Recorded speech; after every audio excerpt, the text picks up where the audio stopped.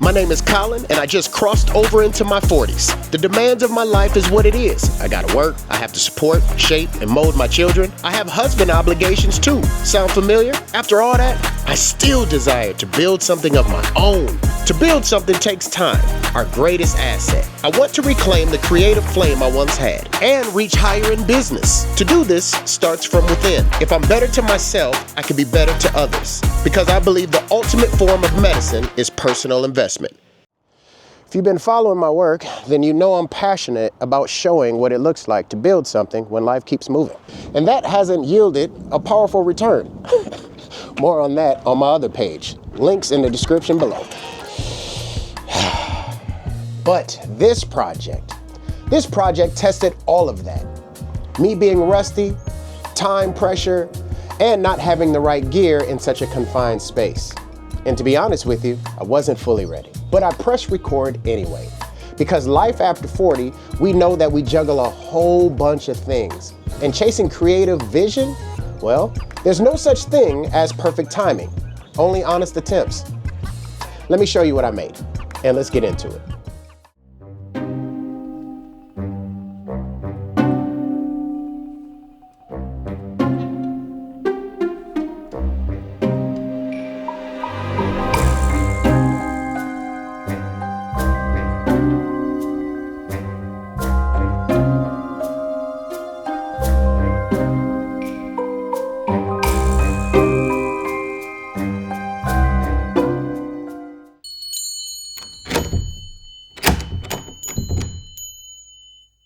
Now, let me show you how it all came together.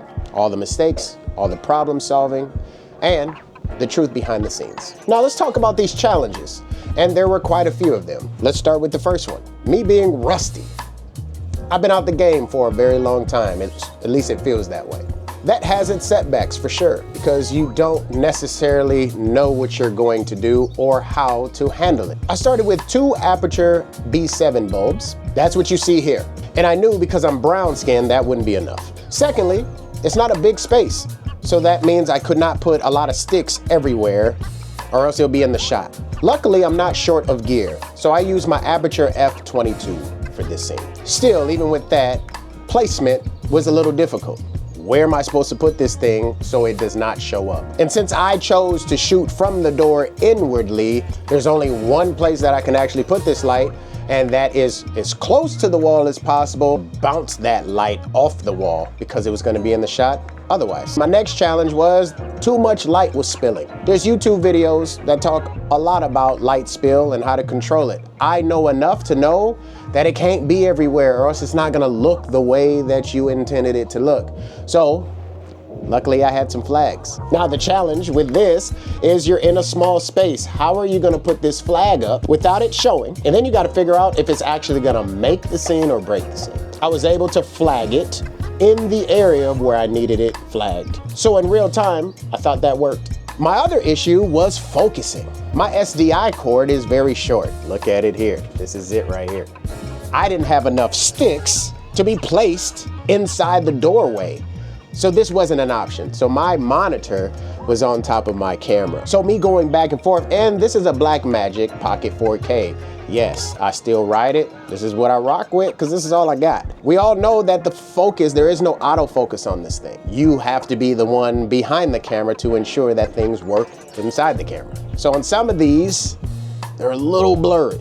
I'm using it right now. I'm using my iPad for like note taking, but there is this app, Bluetooth app for it to, to work seamlessly, to be able to hit a button. Because I'm rusty, I had some problems with that too. What I did was just put things in the way to focus the area, and then I stood in that, hit the record button to take my shot. Next, there wasn't enough light. I needed to place light above my head, and I was able to do that. Thankfully, there were cords above my head that I could unsafely place my lights. I was worried doing so, but I did it anyway. Now that that light was in position, I had to recalibrate and see what it did. I tested it out with my main light off and on. Now that all my lights were all in place, it was time to shoot the sequence. So I shot as much as I could with the camera and the doorway.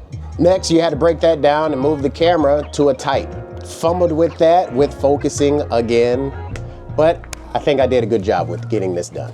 Another challenge was that I wanted to turn around. I wanted to turn around to have a cut sequence of that transition. One of those, I looked really dark on it, but I had to live with that. I had to adapt with what I had in real time with that composition, so I was dark momentarily, then light came on. I really like these shots. Camera was underneath, lifting high, but from the last shot, you saw how much I was dark in the shadows, so I brought a tube light. I had a tube light, laid that next to me to give some light on that side, so I wouldn't completely fall into darkness.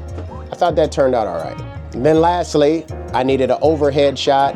I thought that played out pretty decently too. This shot is important because you have to read what it says. Come get him, blah, blah, blah. Be careful or tread lightly or carefully because there's a jingle bell that will alert him, something like that. Now we gotta call out the elephant in the room because this was not a perfect edit. What would I have done differently? Again, from jump, I said, if I had to be honest, I wasn't completely ready.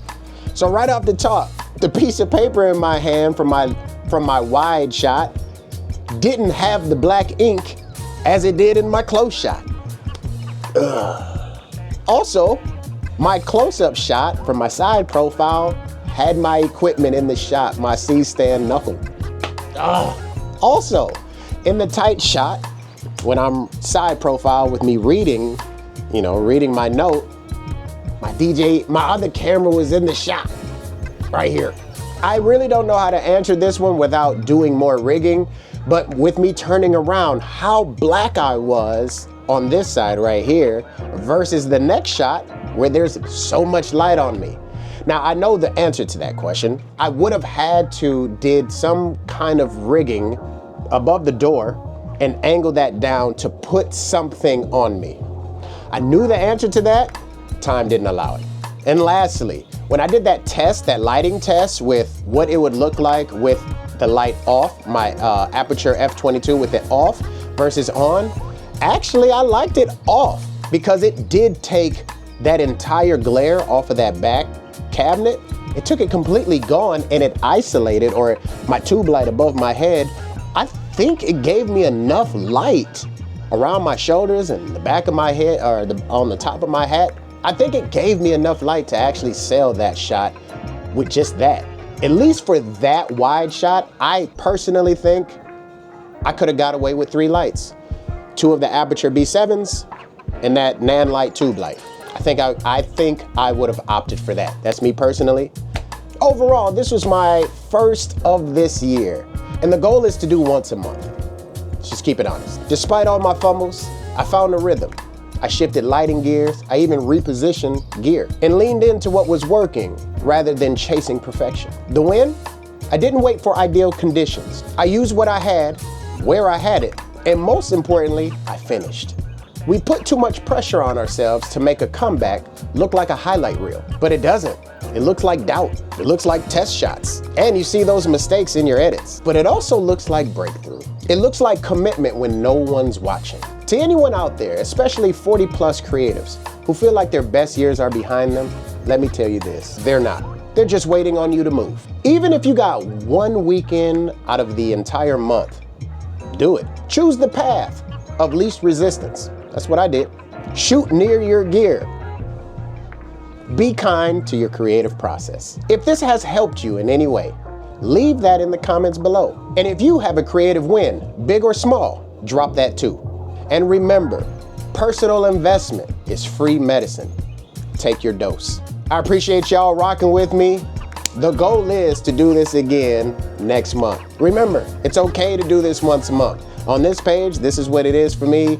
On my other page, I drop those weekly. Hit that notification bell, subscribe to this channel so you can be notified when I drop the next video. I will see you guys again.